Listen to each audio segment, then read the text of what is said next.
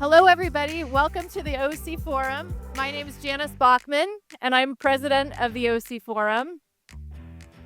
It's my pleasure to welcome you to Outlook 2026, our very first event of 2026. Today, we're going to dive into what's shaping Orange County's economic, civic, and policy landscape in the year ahead. And we're going to be featuring a great panel of speakers. Honestly, any one of our speakers today could probably carry the whole program by themselves, but we have all of them today. So let's give them a hand. They're going to be introduced in just a minute. So today's conversation is exactly why this room is so full. It is a conversation about the issues that we care about today. And at our core, the OC Forum that's what we exist for, to bring people together for smart, nonpartisan conversations about the issues that matter most to our community. So we're really glad that you've joined us today. It's going to be another timely, insightful, highly relevant discussion. It's also a really good lead-in to a couple of events that we have coming up. So we've got our gubernatorial series, breakfast series that we're going to have coming up. We'll have details on that coming soon. And we're also looking forward to our women's leadership program, which will take place on April 10th right here at the Pacific Club. So we hope you'll be able to join us for that. So thank you so much for being here today and for your support of the forum. Before we start, I've got a few housekeeping things. Please scan the QR code at your table, and we've got a survey for you. It's really short. It'll take less than a minute, but we use that information to inform our programming in the future. So we would love to hear from you. We've got a really full house today, and we would love to hear what you want to hear about. Please also find the comment cards on your table. If you have any questions that you would like to ask our panelists, we'll be collecting those later during the program. And please know that today's program is being recorded. We record all of our programs and make them available on YouTube so that you can share them with your contacts and colleagues. Before we get started, I would also like to recognize a few people and organizations that are in the room. First, I'd like to recognize the OC Forum Board of Directors. They're the heart and soul of our organization. They bring this great programming to you through really their thoughtful conversations and planning. And really, they are such an incredible group, and they put so much effort and everything into this organization. So if you're a board member, please stand to be recognized.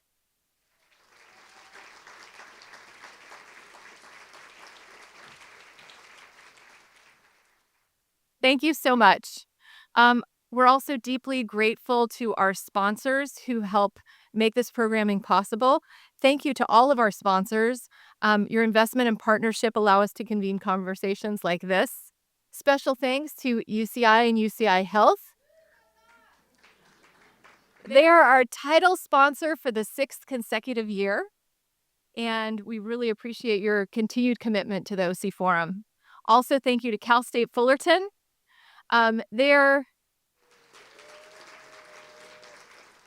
They're our event sponsor today, and they're also a great longstanding partner. At this time, I'm pleased to invite my friend Elva Rubalcava, Associate Vice President of Government and Community Relations at Cal State Fullerton, to the stage to say a few words and also to introduce today's panel and moderator. Please join me in welcoming Elva.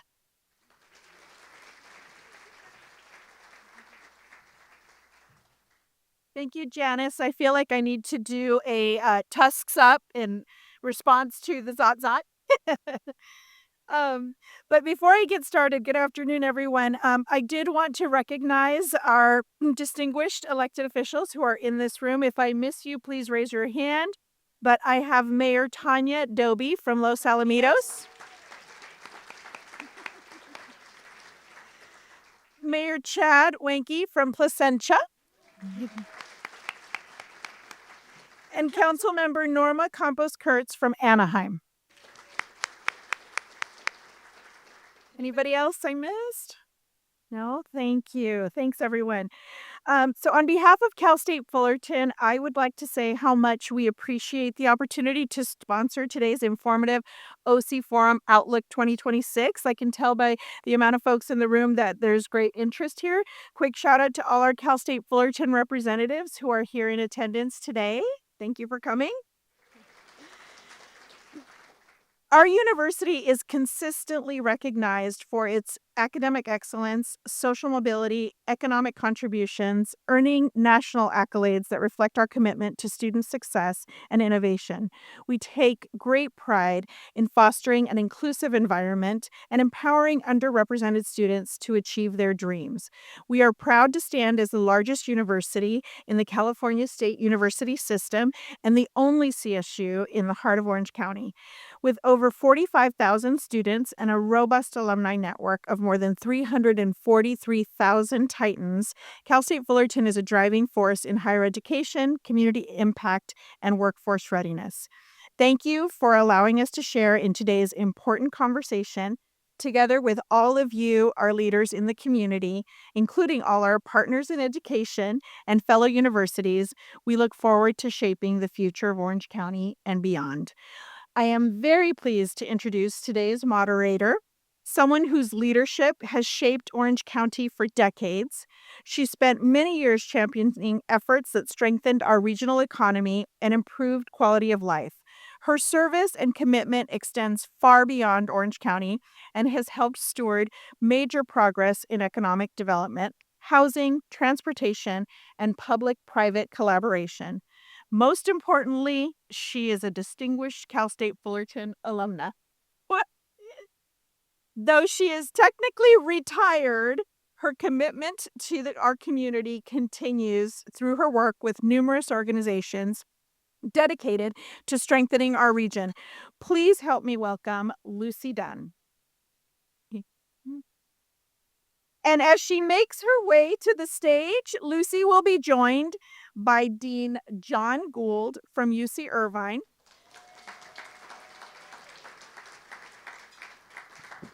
Cori Takkinen from Townsend Public Affairs,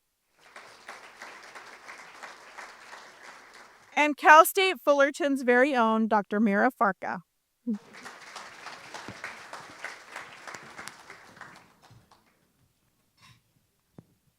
Thank you so much, Elva. That was fantastic. I am so happy to see all of you today. You know, it's one thing to be retired, and I love being in retirement, but it's such a joy when I get to visit with friends, and all of you have been so impactful throughout the years in all things Orange County. Before we begin, and I'm going to introduce our panel, I'm going to take a moderator's privilege here to recognize someone in the audience that has also been an amazing, influential leader who has impacted everyone in this room in one way or the other, whether you know it or not. Yet I can't see a single person in this room who doesn't know him. Would you please join me in singing Happy Birthday to Steve Churn? Steve, you ready?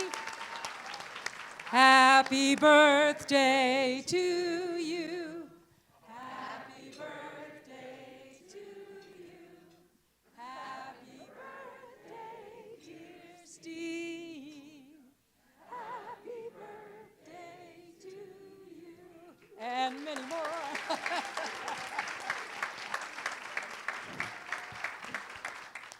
Thank you, Steve. And I'm signing up this room for the choir next week, so you're all sounding pretty good there.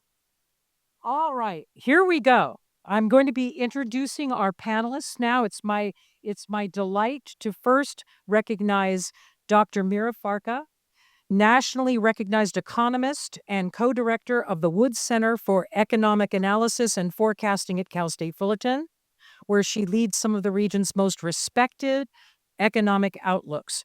Her deep expertise in financial markets and forecasting makes her a trusted voice on the trends shaping Orange County and the broader economy.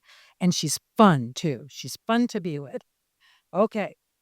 And also then, we have Dean John Gould, leads UCI's School of Social Ecology and oversees the UCI OC poll, providing crucial insights into how Orange County residents view the issues affecting their daily lives.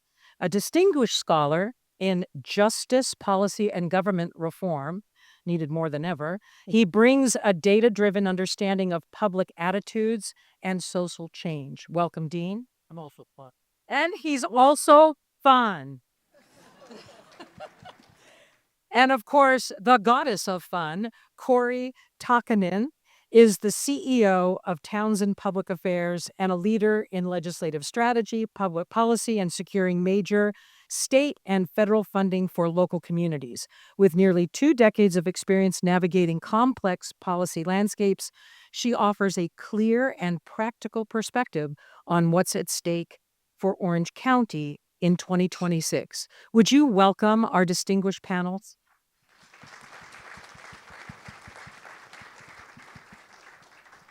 Okay, first off, I'm going to give a little bit of the lay of the land on how we're going to do this. Each of our panelists is going to give a little presentation on their expertise. We'll start with the economy. We want that baseline of facts of where we stand, where we are in the world today. And from there, we'll then move to our dean, who will give us how is Orange County perceiving the world around us? How are others perceiving the world around us? With reference with the economy in mind. And then we'll end with Cori, who will take everything we've learned from economy to public polling, and she'll reflect on what it looks like for the midterms for Orange County, and possibly even give us a little hint on what's happening at the federal level. So, pretty good, huh? Don't forget the comment cards that are on your table. And if you hear questions that we're not, or have questions that we're not quite addressing, feel free to write those down, and we'll pull those in about 1 o'clock or so. All right. So first up, Mira, Dr. Farka, would you please let us know what the hell is happening out there? Thanks, Lucy, for that wonderful question. Why don't we just start with the dismal science, right? So, thanks everyone for having me here today. In terms of, so I just want to sort of lay kind of a broader foundation that we get in more detail later on as the discussion continues, sort of where we see the economy headed, what's happening. Of course, top of mind since this new administration, well, it's no longer new, but since the administration has gone, geopolitical risks. I mean, very few had Venezuela on their bingo cards, at the beginning of this year. And of course, now it turns out we're in a hot war in Iran. So certainly that's kind of like sort of clouding the outlook a little bit. We're going to sort of sift through the noise and let you know. But more broadly, if you look at the administration's agenda, I would characterize it both as bold and very risky, right? In a sense, it's sort of we're no longer doing economic policy, and that's the main difference from the last, say, 30 years that I've been doing this. We're doing more economic statecraft, where basically real politics meet economic statecraft, where we're actually wielding military power, political power, some diplomacy alongside the economic goals, right? And again, looking at it overall, we're pursuing both domestic policy agenda, perhaps reshoring, manufacturing, rebuilding strategic lines in terms of national security concerns, but also pursuing foreign policy goals. So that's kind of within this broad umbrella. In a way, it's like everything everywhere all at once. It's a great time to be an economist, but it's also a very scary time to be a prognosticator, a sort of forecaster, right? It's never been harder than before. Now, within this broader agenda, I would say perhaps the things that would impact most the economy, and again, the new development in geopolitical risk is something that we have to keep an eye on. But certainly tariffs were number foremost in everybody's mind last year. And our view was actually a bit more sanguine than the consensus on this. Tariffs, in a way, are kind of what I would say, kind of like sheep in wolf's clothing. They sounded more dangerous than they turned out to be. And, then that's kind of what we said even last year, and that has kind of proven true. Of course, tariff rate is now the highest it's ever been since 1934, almost in 90 years. 16%, statutory rate, 16 to 17%. But if you look deep down at the actual rate, it's actually much lower. It's about 10%. Only 46% of U.S. imports are subject to these tariffs, right? So again, less than half. So you'd think it's a lot more than that. And that's because there have been lots of exemptions, lots of sort of... so in a sense, with that background of a higher risk of tariffs, we sort of see less of a risk in the real economy. And even with the Supreme Court decision a couple of weeks ago, it's not as bad as anybody sort of expected. it has nothing much changed. The administration came back and put a universal 10% basic sort of universal tariff, which they've threatened 15%. So the SCOTUS decision didn't make a huge change on this. So that's tariffs. Again, background noise, background risk, but not as bad as expected. The second main risk or sort of main trend, everybody's sort of focusing AI, right? So, and again, and I'm kind of interesting how the narrative on AI has changed so dramatically. You had last year, everybody worried about AI, being in a bubble. Then maybe we're spending too much money and it'll never pan out. And today the risk is become, oh my God, maybe AI is so good that all of us will be unemployed in about a couple of years, right? Again, more sanguine. Our view is a bit more sanguine on AI. We think it's going to be actually a positive force for growth over the next year or so. 640 billion in investments still planned, still happening. So that's another positive. Now, when it comes to the real economy, we see this dichotomy between growth and labor market. Growth has been okay. Growth has been strong. 2.2% last year, despite all of the noise, all of the tariffs. The world was at the cliff's edge, and it never fell off, right? And in fact, growth would have been stronger had it not been for the government shutdown in the fourth quarter. Fourth quarter came a little bit disappointing, 1.4%, but partially because of the shutdown. So we're strong on growth. Now, labor market has been what I would call in a snag, has it's sort of a snag. It's sort of stalled. We're not seeing massive job losses, but we're seeing some kind of sort of people not hiring, but also not firing en masse. And we do think this is going to continue for a little bit as long as the uncertainty remains high. And again, uncertainty is high, especially with the geopolitical risk, especially with what's going on in Iran and the Middle East and so on. Overall, and again, so I'll just sort of give you the couple of sentences sort of outlook how we see it going, and I'd be more than happy to kind of elaborate more on this. But we see, barring any strange outcome in the Middle East, any sort of bogged down, long drawn out conflict, again, that's always a background risk and it's hard to price at the moment. We actually do expect the economy to reaccelerate, and there's a few tailwinds for the economy. We've got the one big beautiful bill. So we got about $100 billion in tax refunds to the households. That should boost consumption. We've got another. I mean, actually the tax break that consumers' households are getting is in the amount of $220 billion. That could translate to higher consumption. So that's one. Second, we have Fed cutting rates. We think they're going to continue. In our baseline, we actually have 3 rate cuts this year. I know the market is expecting a bit less. We think they're going to cut a bit more, partially because the labor market is going to be a bit weaker and wobbly early on. So these two things are tailwinds. We got AI with more investment, another tailwind. We also think, household wealth is at the highest it's ever been. And in fact, it's been highest it's ever been, not only for the top income, because I know everybody, talks about the K-shaped economy, but also for the bottom income. And this is actually after you adjust for inflation.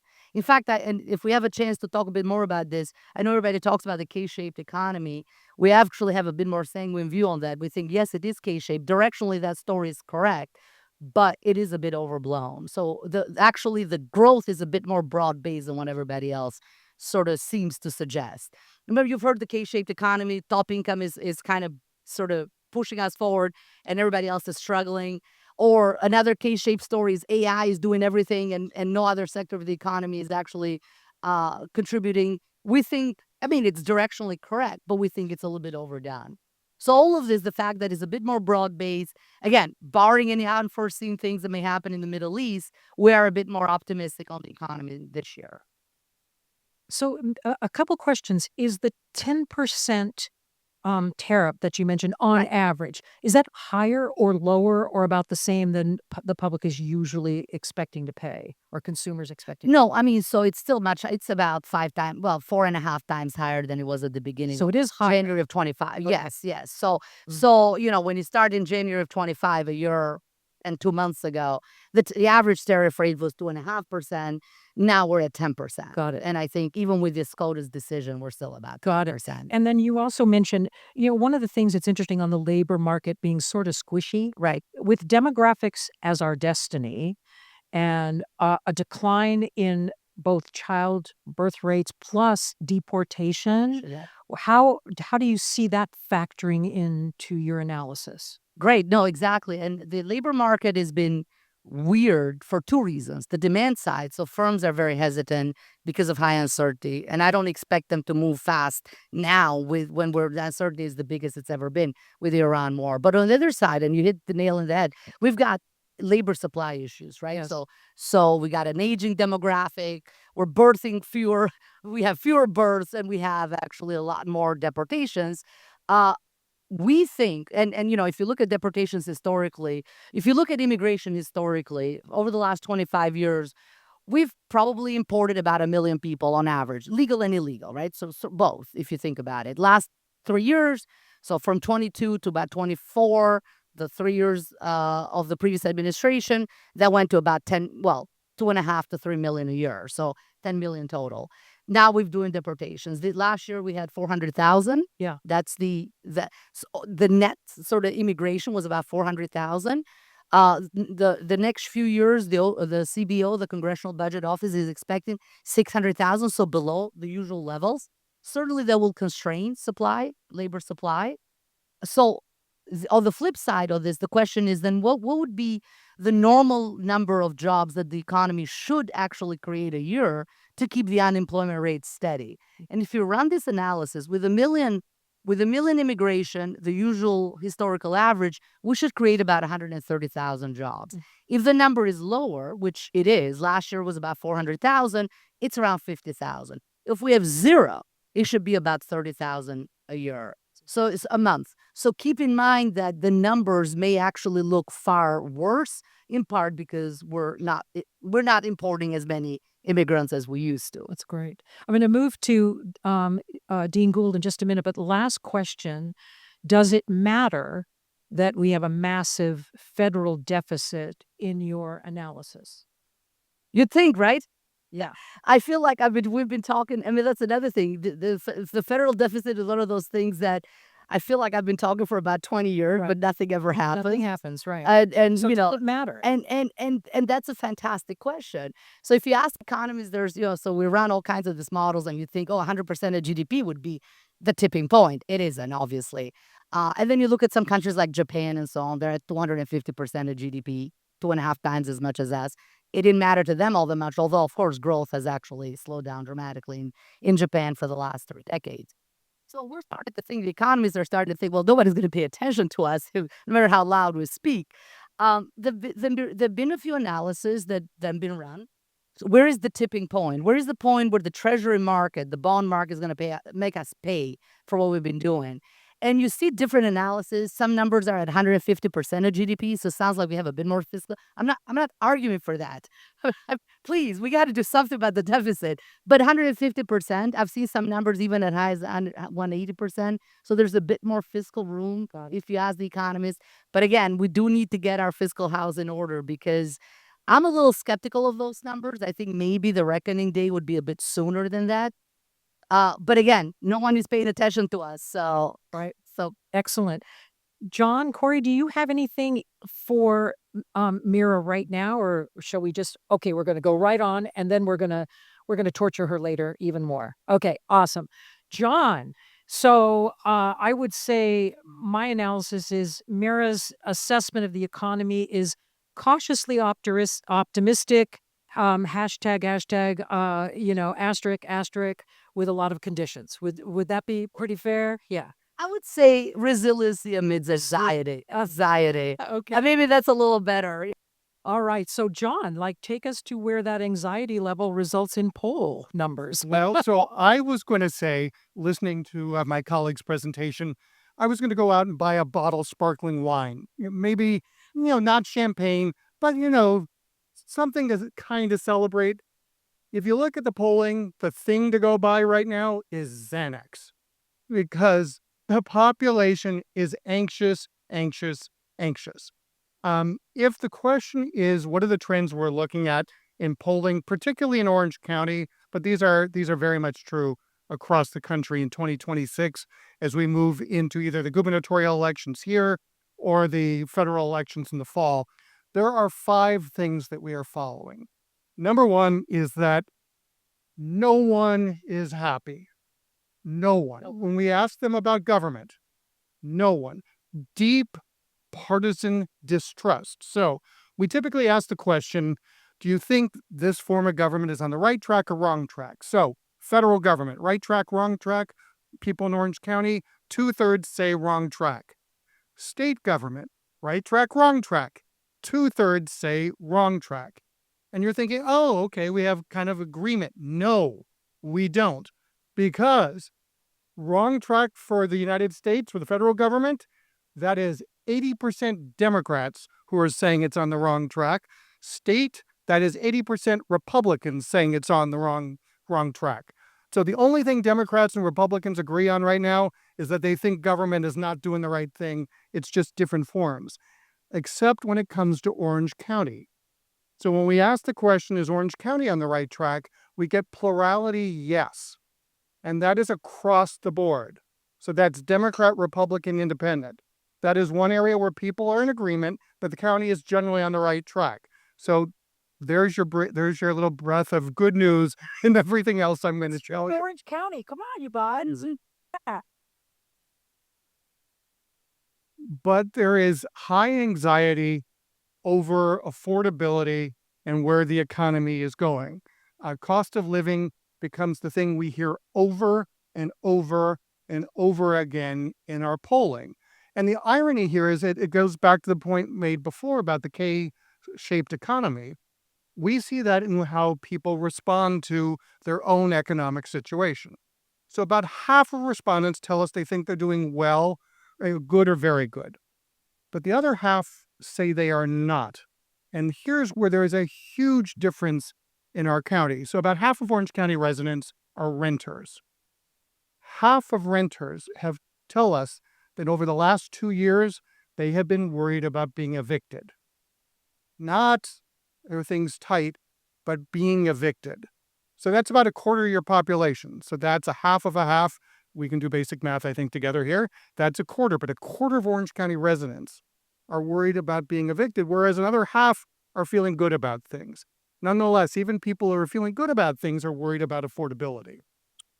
If there is another thing that has people a little bit worried, it is anxiety over AI. And we had this up until this week as anxiety over global stability. I think we can all agree that this week has been an interesting week on questions of global stability. And that is going to continue to be an issue that we are going to see numbers going up, up, up until they either plateau or they come down. And if I could tell you when that would happen, I would be in a betting market right now, not here. But two other things of interest. Last year, immigration was an issue that worked for Republicans. So when we polled on that, that was generally an issue that worked in favor of Republican candidates. It is now a Democratic issue. And it is not just a Democratic issue. Independents are with Democrats on this. So that is an area where we've seen the world flip. The other thing that we are following this fall, actually we'll be following it from June on over, is in 2024, we saw some movement among different demographic groups in Orange County. So white voters are plurality Republican at this county, and they were more Republican in 24 than we'd seen them in the prior election. Latino voters had traditionally, and still are, Democrat-leaning voters. What we saw in 24 was that they moved away from being Democrats. They did not move to Republican. They moved to independent or no party preference. There's every reason to believe from national polling that the last year and a half has moved them back into the Democratic column. We will know a whole lot more about that nationally with the results that come in from Texas today, because Texas is having its primaries. We'll know more about what's going on in California after the primaries here. But Latino voters we're moving, and we'll see whether they are moving or moving back. The other thing is Asian American voters were moving left in 24. And there is no reason to believe that they have moved back, but that's also something we're going to be looking at. One more thing that I just want to go over briefly, and then I know we'll have lots more to talk about in the questions. I said at the beginning, we're in a polarizing time. And yes, we are, but it's not as bad in Orange County as it is statewide or as it is nationally. And those of you who've heard me talk about this before know that I am very big on reminding us all that not only are we in a purple county here, but we are in one of only 3 of the largest 25 counties in America that are purple. So it's us and Maricopa County, Arizona, that's Phoenix, and Tarrant County, Texas, which is Fort Worth. That's the list. If you look at the 25 largest counties in America, only 3 of us are purple. And that shows up a little bit in how people think about the issues here.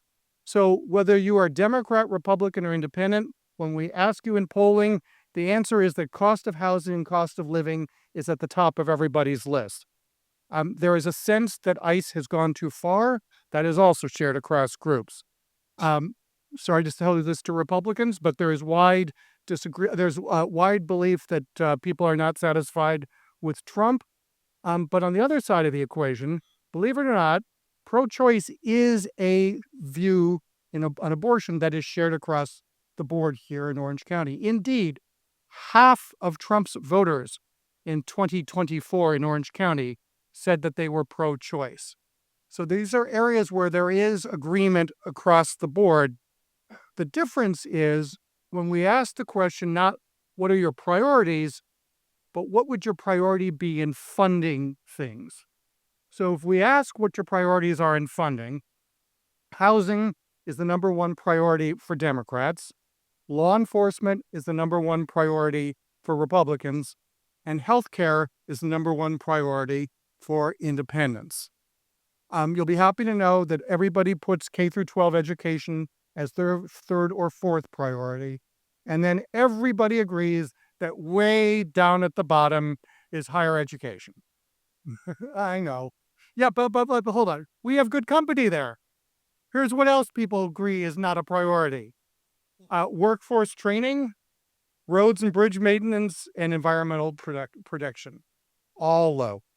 So with that, I'm going to stop and see what questions we might have. Wow, that's great, John. It's interesting that you would talk about housing and affordability. There was a Wall Street Journal article that just came out this week basically saying that we're more likely, the only way we could get a house would be to inherit it. And so all those Dateline, as we've been watching over and over, boomers need to watch out that there may be more future Dateline episodes. Yeah, keep an eye on your kids.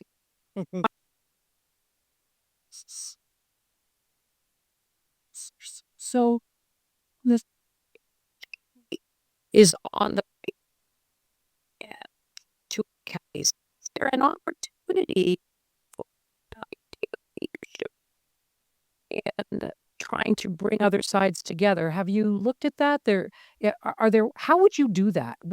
How could we set a better example for the world? Wow. No, I didn't pressure. All right. Before I answer this, I did not plant this question because at UCI, we are doing exactly this. So we are starting a series this year. It's called Dialogue During a Time of Disruption, where we are bringing speakers from around the country here on contentious issues where they can actually talk to one another and provide an example of how to do that. And what we're saying is these are purple solutions for a divided America, because we do have an opportunity here in Orange County to show the way forward. And frankly, universities need to be the places to do that. Because think about this for a moment. If any of you has a college-age kid or lower, or younger, I should say, they don't know a world in which people from the left and right can talk with one another. Sometimes they can't even be in the same room with one another. And that is not a recipe for an enduring republic. And so if there's going to be a place around the country that provides an example of what happens when you bring people together, they don't have to agree. In fact, I don't want people in the room agreeing. The only thing I want them in the room doing is being respectful and talking, because that is the only way we are moving anywhere forward off of this stalemate. I love it. I love it. Brother. To that point, I heard a presentation years ago that the reason we got here is because of the original Prop 13 polling. If you think about public polling, it only requires you to think about what's in it for me in the moment and not dialogue, not negotiate, not think about, as the greatest generation did, what's best for the entire community.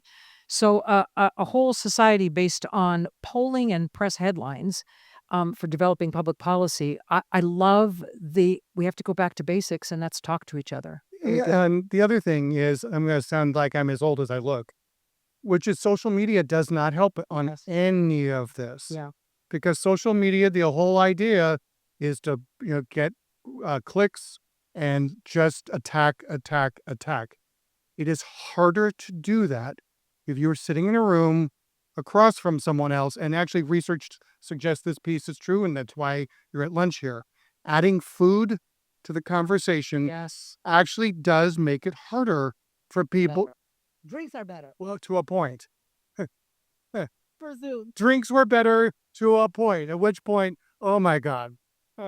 Anyhow, but back to one other thing you said. I've been here in Orange County going on 5 years now. We've been doing the polling since 23. Since the very first poll, the number one issue everyone has talked about is the lack of affordable housing. Yes. And I know that there are people in this room who can make this argument better than I can. But when we ask ask people in polling, what do they mean by affordable housing? They are not talking about housing for the homeless. Right. Yeah. They are talking about housing for their children. And that's the big issue here that has everyone in agreement that they want something done. I love it. I love it. John, one last question, and we'll go on to Cori. You didn't say, or I missed it if you did. One of the things that my sense is that the president has been successful with folks is his closing the border from massive, illegal immigration and the deportation. Forget ICE for a minute.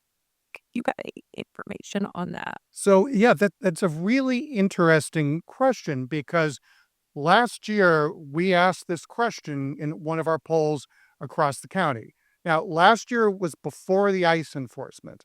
This was, as you said, when the president came in and said, we're going to close the border. And indeed, border crossings dropped substantially. And you're right. The first instinct is, oh, people are in favor of this. What we did was we asked people, do you prefer an option for undocumented immigrants to have a path to permanent residency, or would you prefer to see them deported to their country of origin? And what we found was that 60% of Orange County residents wanted to see a path to residency. They didn't want to see deportation. Now, that was very much a partisan answer. Democrats much more likely to want a path, but so did independents. Republicans wanted deportation. So even at the moment where you would think the president would have been at his high water mark on immigration policy, even then the issue was, at least here in the county, depending again on how you asked it, showing people being more in favor of a path to residency. Since the ICE enforcement, every single poll in this state has been showing that the issue has just gone against the president and Republicans on this. Interesting. Very interesting. Thank you. Thank you, John.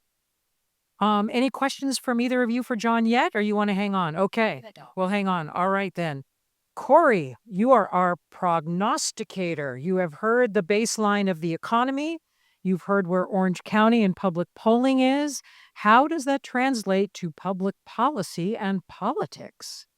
Well, Lucy, you said I'd give a clear perspective, but it's clear as mud right now in California as it relates to the midterm race. John mentioned that the people of California are anxious. The Democratic Party of California is very anxious. This Friday is the filing deadline for governor, and it is not atypical to have a crowded Democratic field. We've had that for several of the past elections when it comes to governor, but it is atypical to not have a clear frontrunner. And that's really what the Democratic Party is battling right now. There's no clear front runner. There's 9 candidates in the race. And the challenge that brings is in a state like California, when you have 9 Democrats running with no clear front runner and you have 2 Republicans running, there's a very real chance if more than 3 Democrats stay on the ballot, the 2 Republicans can be your top 2 vote getters. It sounds crazy, but when you look at the numbers in California, you have 24% of voters are registered Republicans, 22% no party preference. In 2022, Republicans took 40% of the vote. In 2020, Gavin Newsom won by the largest margin in 70 years. Republicans took 38% of the vote. So I think it's safe to say it's a very contentious political year, more contentious than 2020. Let's say Republicans take 36% of the vote. Your top 2 Republicans, if they each get 18%, and you again have more than 3 Democrats in the race, the math does not math for one of them to get more than 18% of the vote.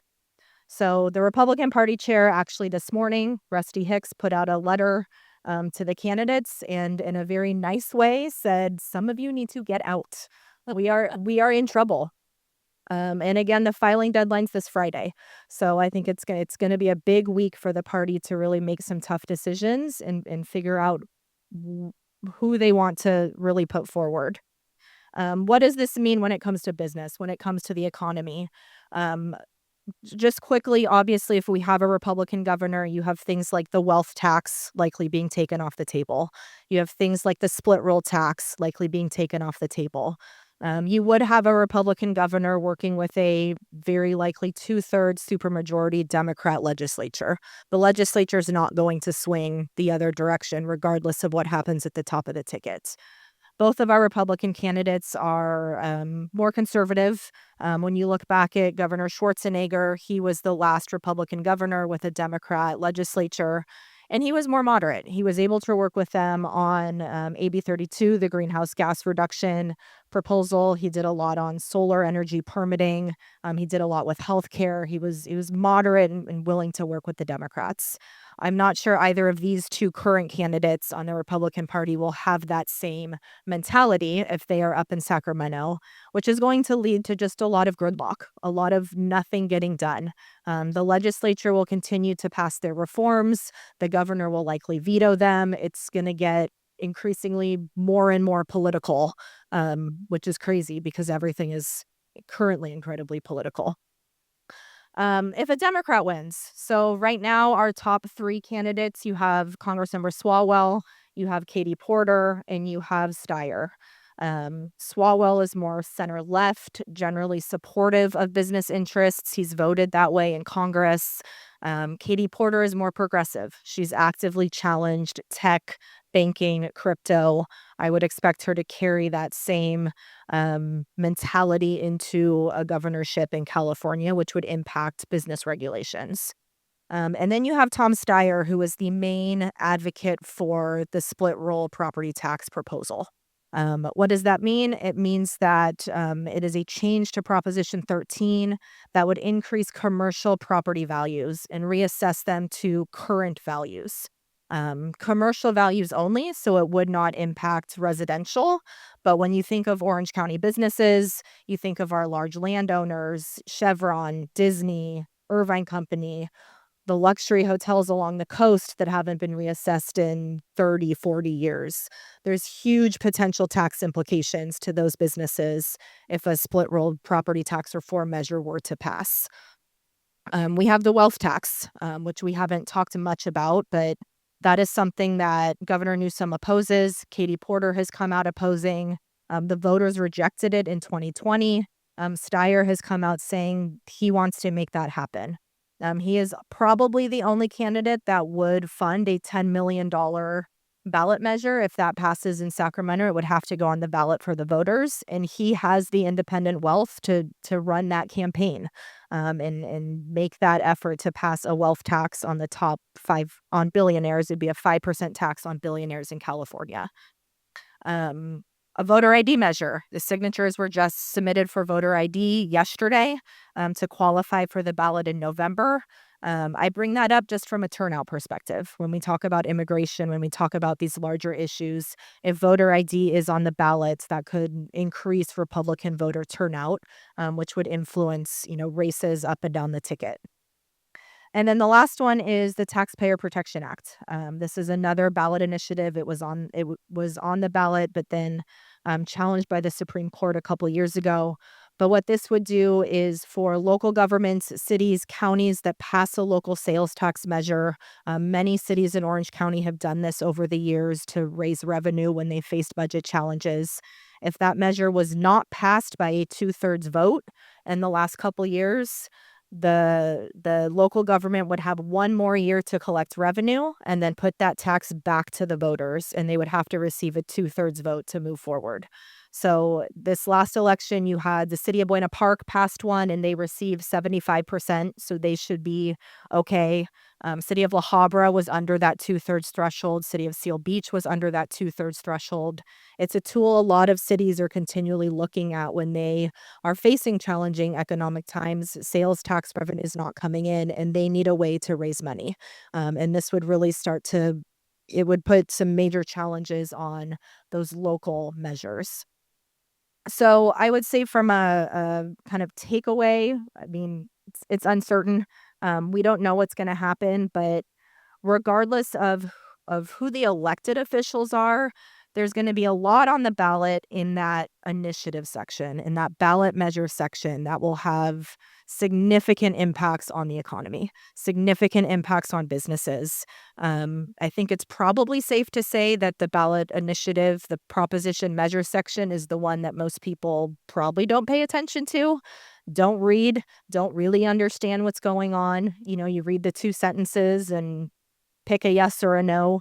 And I think that section of the ballot is going to be more important than ever in November, because all of these measures I just talked about will have to go to a vote of the people. And it's the people that are going to decide on these large measures that ultimately I think could have major impacts when we talk about the economy, when we talk about anxiousness, when we talk about cost of living. All of these costs, if they pass, they get passed back on to the residents in some way or another. So that's the happy news. Oh my gosh, you're so amazing. More Xanax. More Xanax. Okay, a couple questions for you on the hot seat here, Cori. So you mentioned the voter ID ballot measure, which very good because I put a note here. But with housing affordability, workforce housing, as I like to call it, as opposed to affordable housing, as a top issue, there's also a CEQA modernization ballot measure that's coming in that I don't think voters understand how important that could be. Have either parties stood up in support of that one? The CEQA measure is being run by Cal Chamber. Correct. I don't know if either party has come out in support, but you would assume that the Republican Party would back that measure. It hasn't qualified yet, but that should be on the ballot in November as well. Okay, very good. And then the other one, Tom Steyer is self-funding all of these television commercials. I think if I see another commercial, I turn the TV off. I'm just like so over this guy. Any thought on his campaign? Are they moving the needle for him? John says no. So the last poll I saw, he was at 10%. 10%. You got to get to 20% before you can really make a difference. Is that fair? You have to get to 20 if there's 3 candidates in the election, in the race in June. You have Katie Porter at 13, Eric Swalwell at 11. You have Steyer at 10, and then you have 6 more in lower denominations dividing it all up. I don't know if his name is out there more than the other 6 candidates. But I think in the absence of others dropping out, it's not going to be enough. Yeah. And then the other one is I was fascinated with your discussion on the uncertainties in all the candidates and asking candidates to drop out. Do you see any parallels between the state side of this and what happened in our national elections, where Democrats were sort of wishy-washy about President Biden? They called out quickly. Paris had to run a 90-day campaign. Any lessons to be learned from what we saw there that could be the talk of I'm talking at your dead mic. This, and it's very I mean, I think you just named the lesson to be learned. lesson to be learned. Exactly what Yeah. happens. Yeah. You know, and if, like I said, the math just doesn't math. Right. There's 100% of votes. And when you have 11 candidates, it's interesting if you look at the two Republicans right now, because Yes. neither of them are really standing out. Yes. But I think that's intentional because their only chance of becoming governor in California is to run against another Republican. So they want to both get 16, 17, 18%. They don't want 26% and 6% because then they're running against a Democrat. They want to just try to stay neutral, Republican candidate, maybe better than some of the, there's 22% no party preference. So a little bit better than some of those Democrats to pull some of those numbers. And if they can do that, it could be really interesting. Well, so, and to that point, it is interesting, having worked in the Schwarzenegger administration myself, to see the gridlock of a Republican governor and a Democratic legislature. And a lot of Schwarzenegger is famous for his cigar tent, where a lot of deals were done in the horseshoe, smoking cigars. But the one thing that you didn't mention is a Republican governor, notwithstanding the gridlock, still has 3,000 appointments to regulatory boards.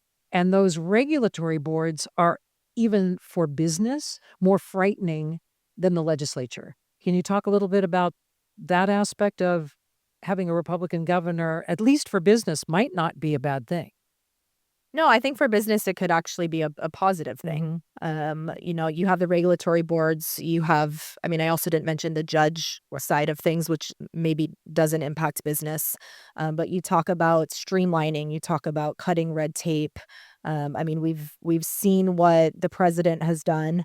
Whether or not you agree with it, the initiative he came out with from the beginning, working with Elon Musk, and cut red tape, get rid of bureaucracy. In some ways, there are a lot of people that agree with that and that have, just seen the slowdown of government. So there is a lot a Republican governor can do, even if he doesn't have the support of the legislature, just as we've seen a Republican president who doesn't necessarily have sweeping support of Congress right now, even though they're the same party. His executive orders have done a lot, caused a lot of chaos. And I think regardless of what happens at the federal level, you're going to continue to see that dynamic. And I think you get a similar dynamic in California. Well, it'll be interesting to see. We've elected a Republican governor with an Austrian accent. Can we elect a Republican governor with a British accent? I don't know. Talk a little bit about midterms. Today's the day for some of those votes. Any prognostications from there? Every time I try to call an election, I'm wrong. You're right. Okay. So. All right. That's good. That's good.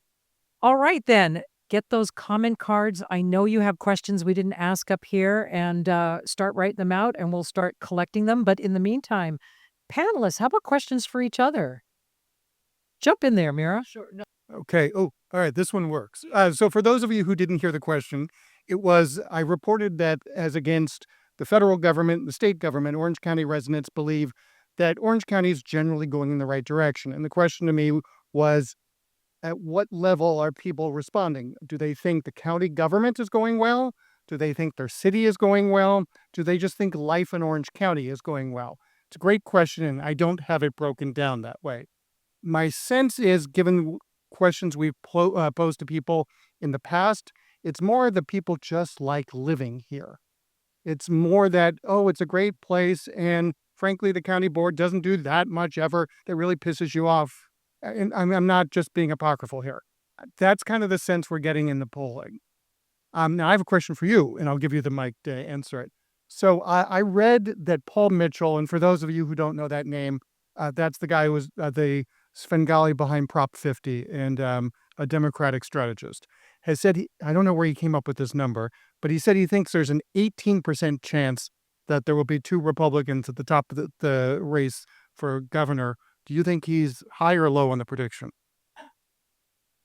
I think it's a good number right now. I think by Friday, that number will either skyrocket or plummet. Again, Friday's the filing deadline. So we will know by Friday how many Democrats are in the race. So and to follow up to that, a lot of the business groups are right behind Matt Mahan, Democratic candidate from mayor of San Jose. Did he get in too late, or does he have a shot? Come on, Cori.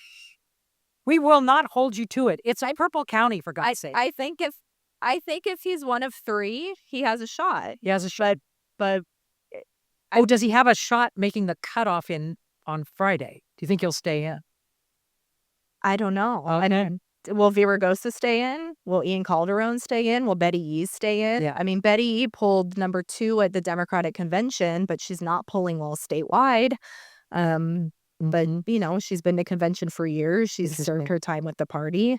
But I think you have a lot of elected officials that see themselves being the people to save California. And, they're going to have to do some deep reflecting this week. Ego is still ego, right? If it's them or someone else that can do this. Because if 9 are in, 18 is going to be a low number on Friday. That's great. Mira, I'm sorry. Hello? Oh, I'm back. I'm loud. That's okay. No, I actually had more of a comment rather than on the polling, the overall how pissed off everybody is, right? Because Dean Gould was mentioned, everybody's upset.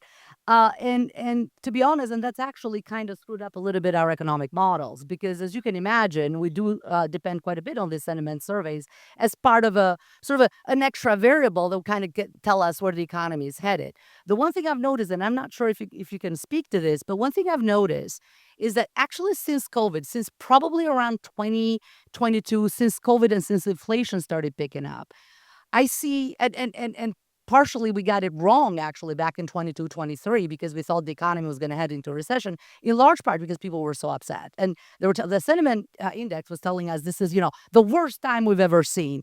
This is sort of like we've never been so miserable since the Great Recession, but even worse than that, even if you go back to the 1980s. And then you see their spending patterns. They're still spending, right? Maybe it's shop therapy. I don't know. I do that all the time. It's great. It's like it picks you up a little bit, right? So we've actually over the years reduced the weight that we put on the sentiment index, because it's not telling us much what the people are going to do. Are they actually going to spend? Do we pay attention to what they say, or do they pay attention to what they actually do, which is what matters to us for economic forecasting? And so this is one big layer that we're putting less and less weight on this. And whichever it is, the sentiment index, especially at the national level, whether it's the Michigan survey, which is rife with all sorts of partisan issues. If you ask the Democrats, they're the most miserable they've ever been. If you ask Republicans, they're kind of doing okay, as Dean Gould was saying. So you see this partisan divide. And if you see the sentiment going back historically, it flips, right? Democrats are happy when the sort of the president is in power and is a Democrat, and vice versa. So that's the one thing I wanted to say. So to me, it hasn't been a good predictor, and I've been trying. I mean, this is behavioral economics is not my issue, sort of my forte, but we're trying to figure out what's going on there. Again, for the short term, we've just reduced the weight that we put on. The second thing, you can hear me, right? The second thing that I'd like to sort of point out, if you're familiar, sentiment survey, there's layers of it. So there are surveys that basically ask people. There's a Federal Reserve survey that I pay attention to. And you can hear me. And he asks 3 layers of questions. First, he asks people, how do you feel personally? And invariably, year in and year out, people are okay. They go like, 70 to 75% of people, and this goes back, a couple of decades. They say, I'm doing okay. My personal finances are okay. Next layer of question, how do you think the local economy is doing? And the bigger the question gets, the dimmer the outlook looks. So they say, the local economy last year, so 71% of people felt okay personally last year for local economy. 47% said they're doing, the local economy is doing okay. And then you ask another question, how do you think the national economy is doing? Only 17% of people last year said the national economy is doing okay. So the bigger so I'm thinking, okay, let me get this straight. The average person think they're doing okay, but the average person think the average person is doing pretty crummy. So you go figure that out, right? I mean, riddle me this, right? Exactly, riddle me this. It's like, it ain't what you know, it's what you don't know. They ain't so, right? Or sort of something to that effect. So I'm a bit puzzled by the sentiment, especially as it translates to the economic forecast or to the foundations of the economy. All right, so I have 3 things thoughts in response to that. Number one, this disconnect between how you respond to the national economy versus the local is not unlike the way people respond to the president, the governor, and their own congressperson. For reasons that have to do with you just have a harder time disliking someone who's nearer to you, people typically give their congressperson higher ratings than they give their governor or their president. But in terms of this question of do we trust what people are telling us or do we trust what people are doing with their money, some of the responses from focus groups help us to understand this a little bit better. So a poll is you've gotten these things on your phone asking you to respond to a survey, or back in the day, if you had a landline, you picked up the phone and someone wanted to ask you a question. That's polling. Focus group is we'll invite 4, 5, 10 of you into a room with a leader, and we're going to just probe what's going on in your life. Why do you think the way you do? Why are you acting the way you do? And one of the things we're seeing in the focus groups is one of the reasons people are spending is because they are not convinced there's a tomorrow to be saving for. And that's one of the reasons why we are seeing potentially the uptake. And I will give you just a little anecdote here that should worry all of us. I don't want you all walking out here today wanting to slit your wrists. But what I do want us all to be doing is to appreciate the challenges that we are all facing right now and the next generation is facing, and that we doubled on in trying to deal with it. So I taught a class this past fall quarter on California's future. Now this is, chance to take a class with the dean. Dean rarely teaches. You didn't hear that as taxpayers. So I had about 50 students in the class. These are really, really good students. After all, they had to be self-selected into the class. And in my college at UCI, half of the students are first in their families to go to college. Half of them have been on Pell Grants, which is another way of saying these people are coming from working stock. And I asked them the question, how many of you believe in the promise of the American dream? All right, class of 50. How many believed in the promise of the American dream? Half, 0, 5. Wow. 5. That's 10%. And these are the kids, they're kids to me. These are the students that we should be expecting the most to believe in the promise of the American dream. Their families came here for better options.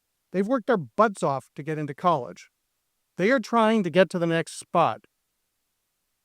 And they're not believing in the American dream. So this threw me. I said to them, okay, well, why? What is it about this that makes you not believe in it?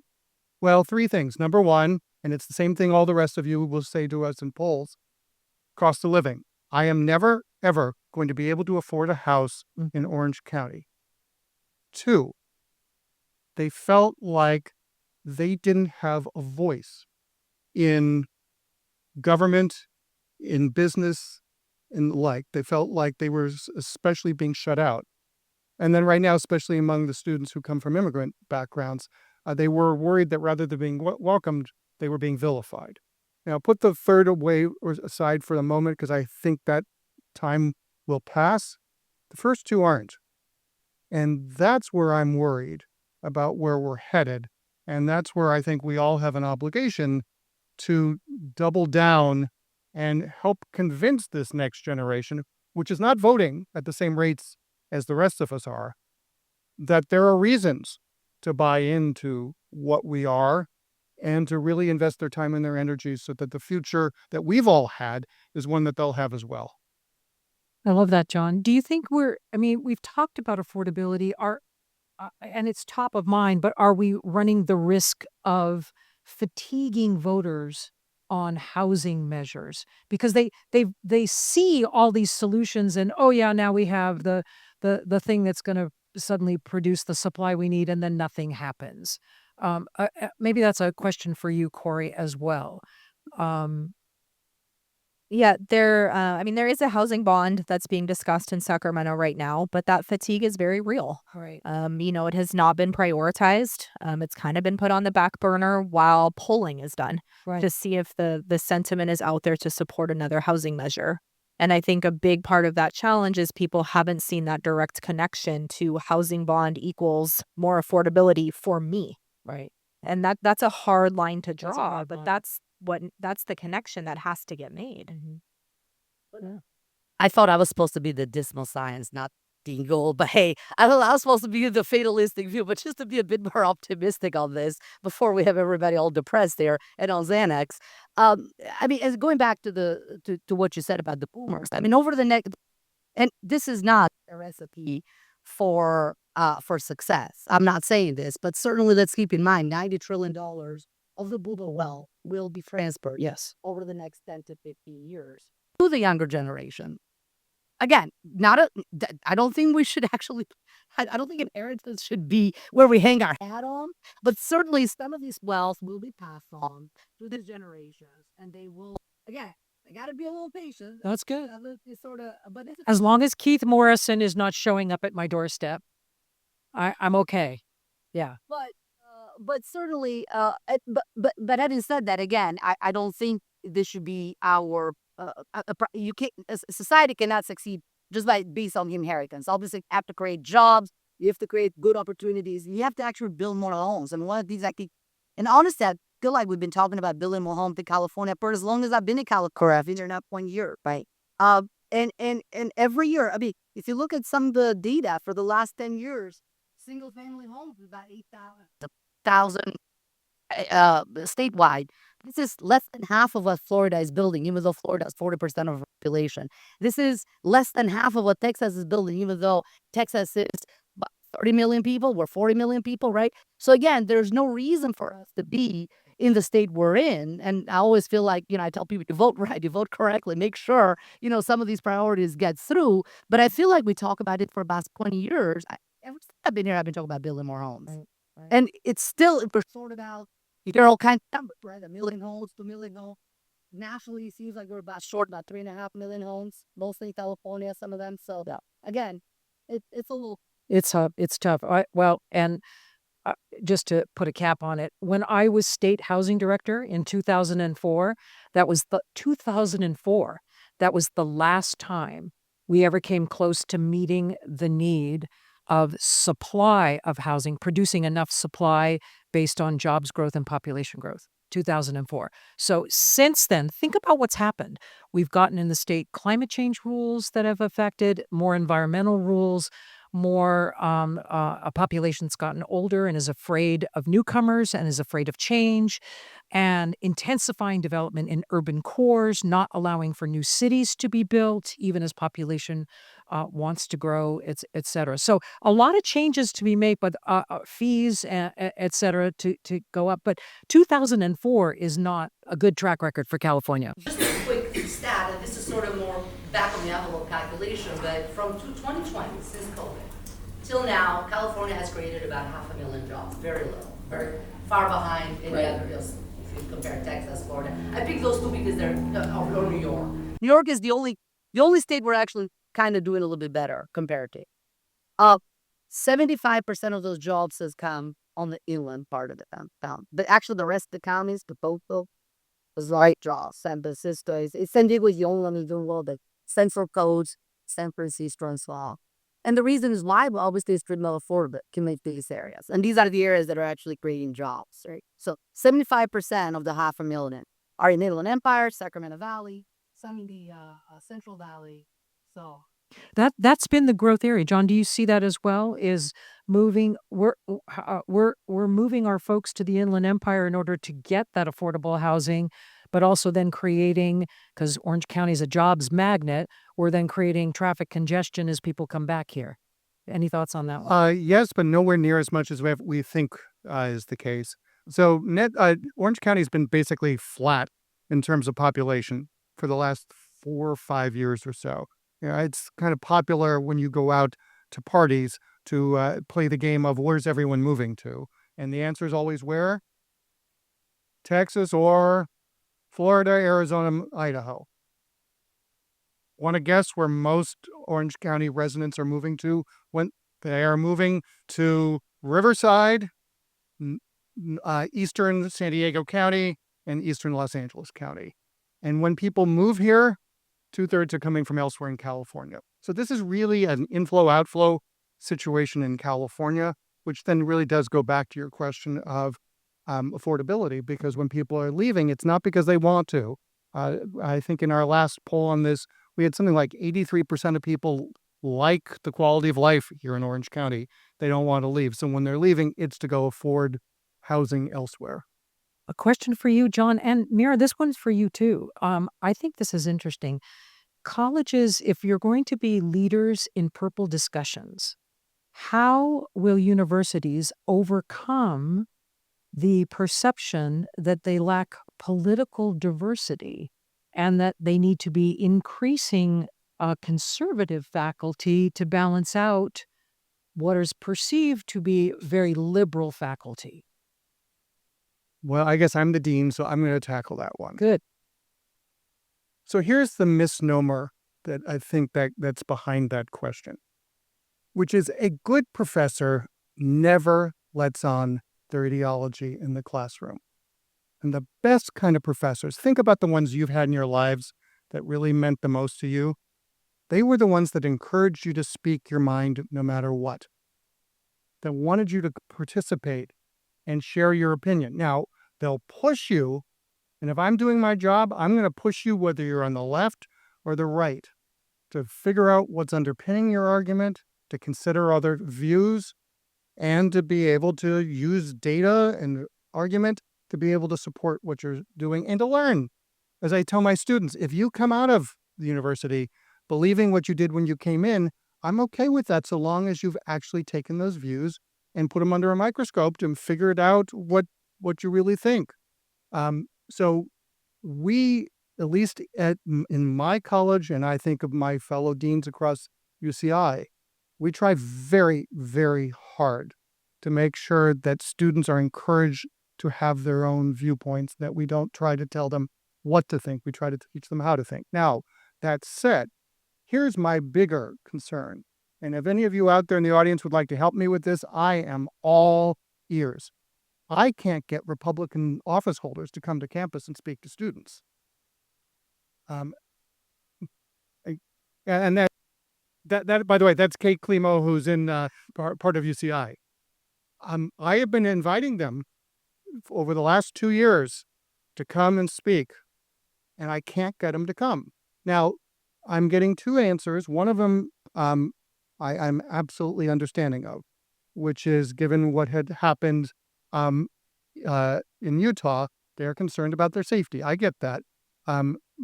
But I think there are people who are worried about bad visuals. And we at universities have these things called closed rooms where we can have really engaged conversations. So I'm just suggesting that it is not for want of trying. Very much left-leaning. And the question is not whether it's left-leaning or not. The question is whether it's tolerant of outside views or different views. And it would be going through waves, as you guys know. There have been a time when conservative speakers are actually not allowed on campus. I'm very glad that you guys are actually going for it. But it was just a recent example. Barry Weiss was going to give a speech at UCLA, and this was last week, I think. And she didn't. And that's because the faculty actually, and Barry Weiss, by the way, and I don't know if you guys know her, but she's actually from the left, a woman of the left. She's not a firebrand conservative. So certainly some of the CBS News lady, yes. She ran the outfit, the Free Press, for a while. So we can stand here and talk about examples after examples. I do see a positive shift. I'm very glad UC Irvine is inviting sort of a broader range of speakers to come speak. Because we should hear both the left and the right. I think the students should be certainly sort of exposed to all these views. But what has been prevalent has been an issue over the last few years. And again, it goes in waves, has been sort of fewer guests on the right, more on the left. I do see a positive shift, and I'm hoping that this will continue. Awesome. Thank you. All right. We have time for one more question. I'm going to throw it out to all of you. The first I want to note is someone wrote, "John is fun." So that's got to we have established that's got to be my communications director, Ray Cruz. We have established that in this meeting today. All right. What is the biggest threat to Orange County's economy on what you know, and what is our biggest asset? Want to go? Okay. Biggest threat. I would say you know, potentially anti-business climate policies that are coming that may prevail in Sacramento, and they have done over the last few years. The biggest asset is you guys, the workforce. I mean, it's you guys. John, thought? Cori? You're the economy. He's not. He's Not only am I not one, I don't play one on TV either. I'll answer the second part of the question. I think the biggest asset when I talked about kind of the lay of the land politically, looking at your ballot in June and November, I would echo the biggest asset is everyone in this room educating your friends, your families, your kids' friends and families about what's really on the ballot and what are they voting for. I mean, I have a very diverse group of friends, all well educated and good jobs, and they don't understand what's on the ballot. I put together a summary every year, every election, and I email it out to them. And every time they're all like, "Oh my gosh, thank you. This made no sense to me." And I think that's a feeling that a lot of people have. Right.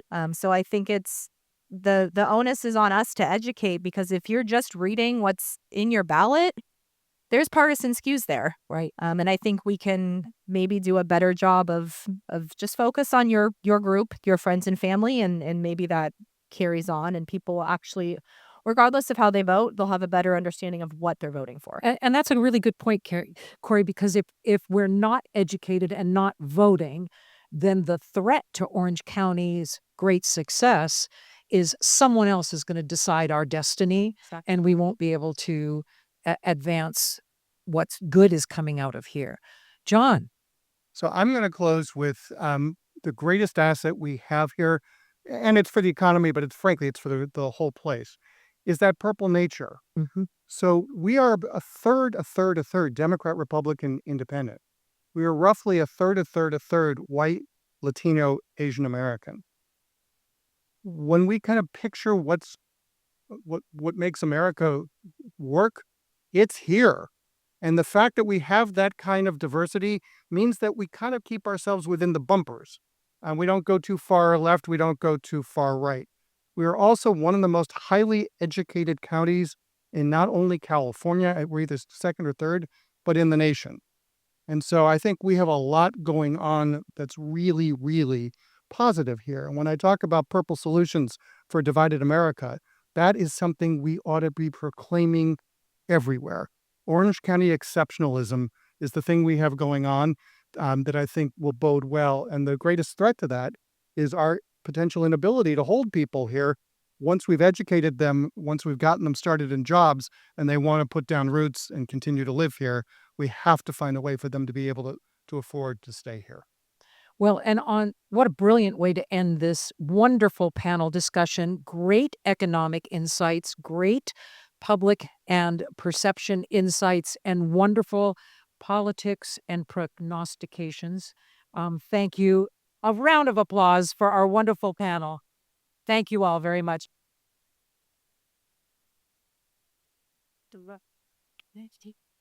Gonna take Lucy's mic because it seems to work. So I just wanted to thank everybody for coming. Let's give our panel and moderator the moderator. Thank you so much. That was excellent. Thank you so much. Thank you so much to the Pacific Club for throwing this great event for us today. I also wanted to thank Communications Lab, and specifically Nara in the back over there. She keeps us running smoothly every time. We hope to see you in the future. We've got a great event on April 10th. Our Women's History Month program is going to be on April 10th. We hope to see you back next month. And please take the survey on your table. It only takes a minute. We really want your thoughts on our programming in the future. And last thing, very important, parking is free, but when you leave to the left so that you don't get charged. Thank you so much and have a great day.